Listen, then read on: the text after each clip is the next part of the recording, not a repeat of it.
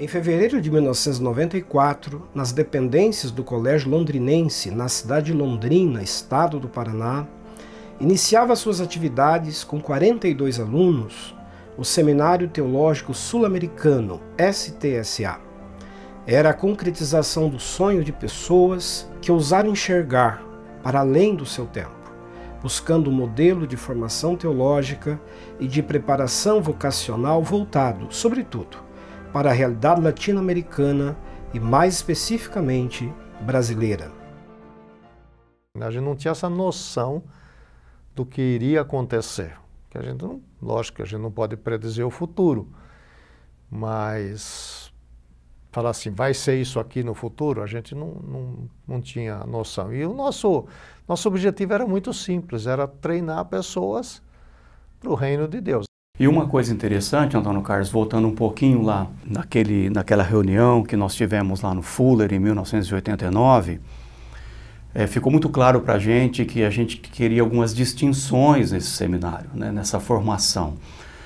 Até mesmo por causa da influência do Fuller no Antônio Carlos e naqueles que estavam ali, a gente queria um seminário muito missiológico, né, e que a pastoral também viesse como sendo uma pastoral que incentivasse muito a missiologia da igreja. Então a gente queria pelo menos essas duas coisas. Por um lado, uma missiologia que desembocasse em uma pastoral e de uma pastoral que também desembocasse na missiologia. A gente queria formar pessoas para o reino de Deus nessa perspectiva. Como nós começamos o seminário sem nada, nós tivemos, né, naquele primeiro momento, porque o Antônio Carlos era o pastor efetivo da Igreja Presbiteriana Central de Londrina, então foi cedido um espaço no Colégio Londrinense para a gente, né? E para a administração era uma salinha pequena, né? As aulas eram ministradas nas classes do Colégio Londrinense à noite, quando eles não usavam essas salas ali, né? Então, na verdade, era uma sala só. O primeiro ano, 42 alunos, era uma sala grande, bonita, e cada noite um professor, que na verdade era um pastor presbiteriano, ia lá e ministrava.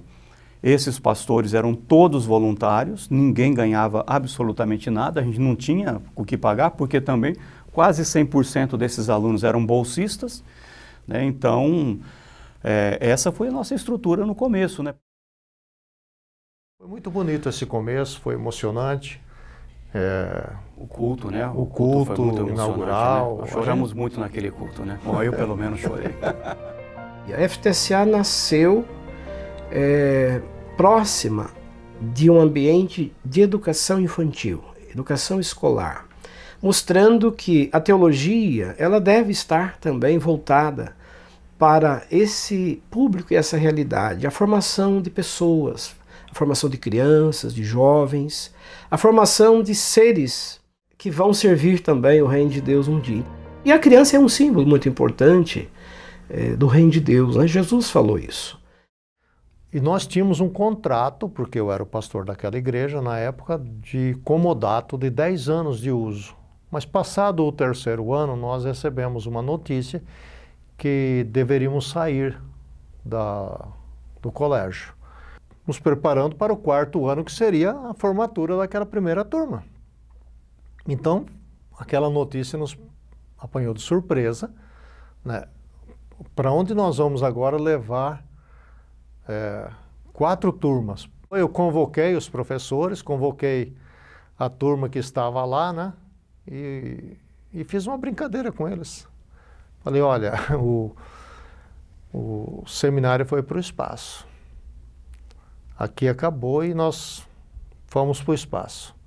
O pessoal ficou triste, né? Falou, puxa, então vai acabar tudo isso aqui, né? O trabalho que nós fizemos, iríamos entrar agora na 4ª turma. Aí, depois que passou o momento, eu falei, olha, nós estamos indo para o espaço Esperança, meus amigos. Aí o pessoal ficou alegre, né, tal. E a nossa primeira formatura foi no Espaço Esperança. E tem sido até hoje no Espaço Esperança. Virou uma tradição. Virou uma tradição.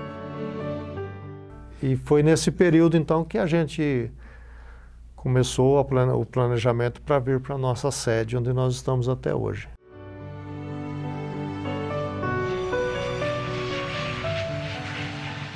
Então, nós fomos agraciados com a visita de um norte-americano. A gente não sabia quem era, não tinha informação, o que ele fazia, se tinha dinheiro, se não tinha dinheiro, família, nada, né? Eu fiquei sabendo, Antônio Carlos, não sei se você tem essa informação, eu não sabia.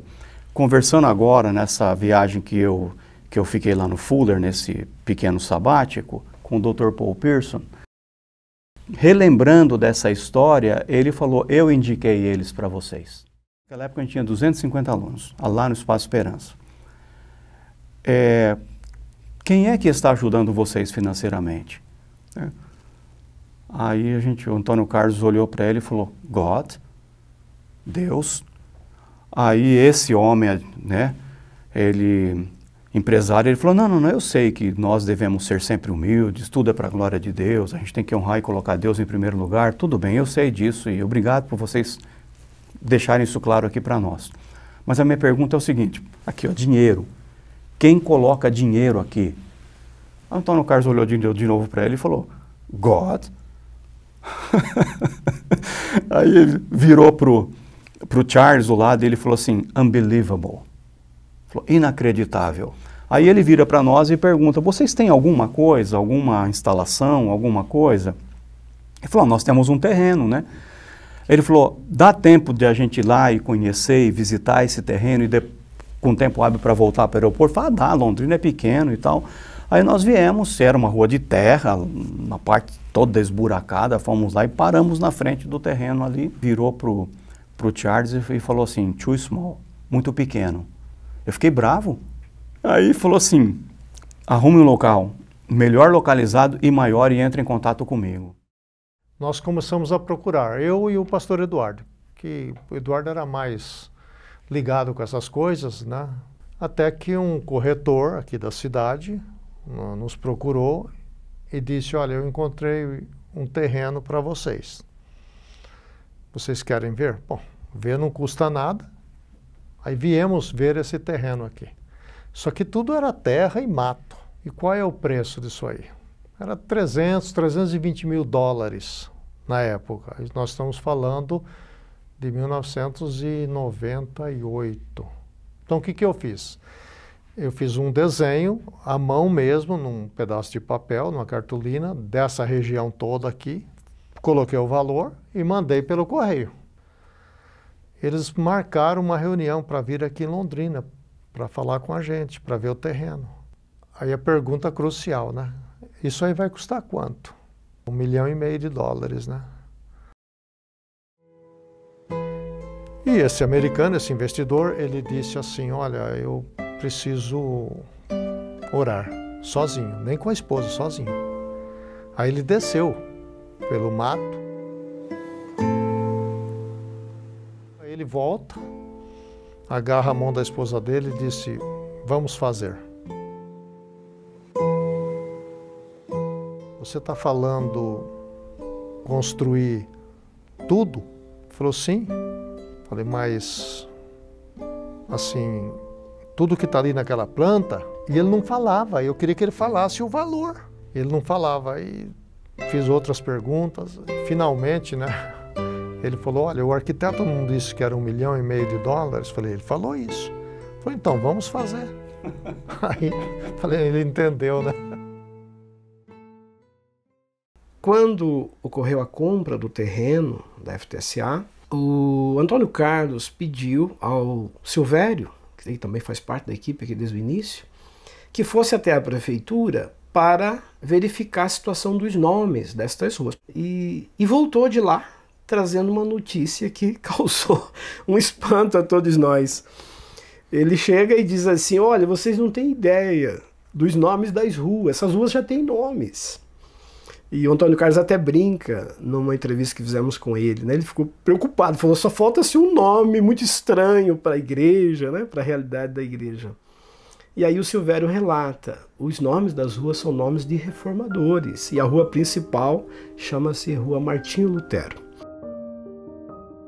A gente brinca, mesmo aqueles que não são calvinistas e que convivem conosco e vêm aqui estudar na FTSA, acabam se impressionando de que havia aí um tipo de providência divina, né, uma iniciativa divina para que esse lugar tivesse sido preparado soberanamente para abrigar o que nós temos hoje aqui como instituição.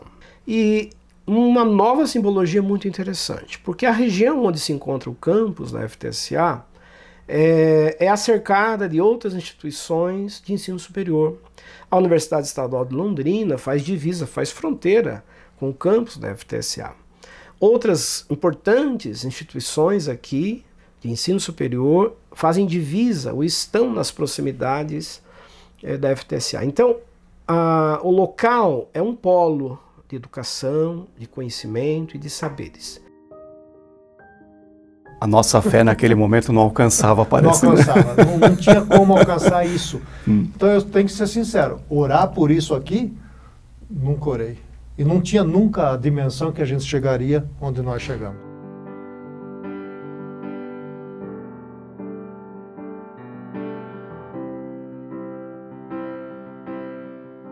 A FTCA me ajudou muito porque ela pôde trazer a ideia da missão integral, que a missão integral é olhar o ser humano por inteiro.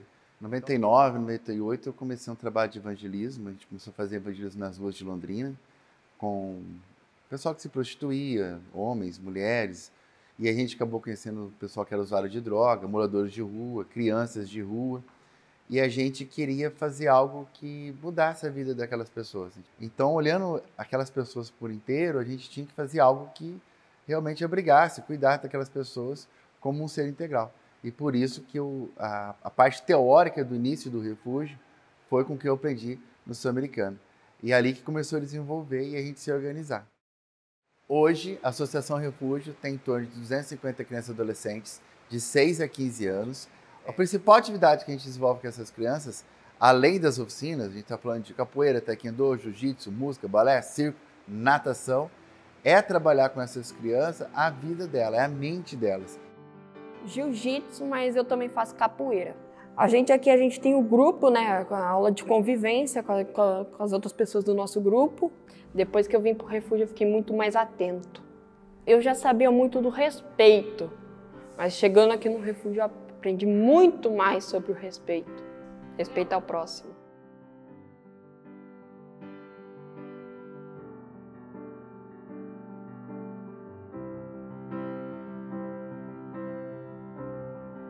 A Casa do Amor Integral, ela nasceu em 2019. No início, a gente funcionava como um suporte para projetos pequenos em comunidades carentes. O foco do projeto são as crianças. Nós temos atividades semanais com elas, por exemplo, de alfabetização, computação, musicalização. Nós também realizamos atividades externas, como passeio, várias recreações. Mas as famílias também fazem parte do nosso projeto, as famílias dessas crianças. Nós fazemos aqui também palestras a respeito de saúde, fazemos palestras de empreendedorismo, nós temos uma parceria com a prefeitura para a realização de ação social, então as famílias também são alcançadas.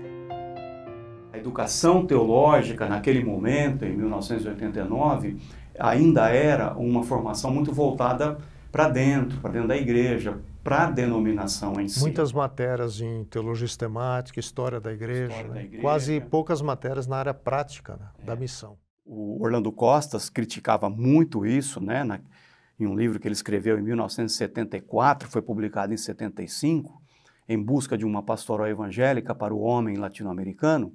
Ele fala de uma pastoral de imitação, de imitar os modelos do exterior. Isso era muito patente na pastoral brasileira, até no jeito de ser, de se comportar, de falar e coisa do tipo. A gente não queria isso, a gente estava cansado disso. A gente queria uma pastoral brasileira, para a realidade da América Latina e para o Brasil. Um seminário que fosse relevante para a nossa realidade. Eu penso que o nosso grande objetivo é ser Jesus para essas pessoas, né? Se elas puderem olhar para nós e ver que há um pouco de Jesus ali, a gente já cumpriu o nosso objetivo. Então, o que a gente quer é doar a nossa vida, é servir e fazer aquilo que Jesus nos pediu para fazer.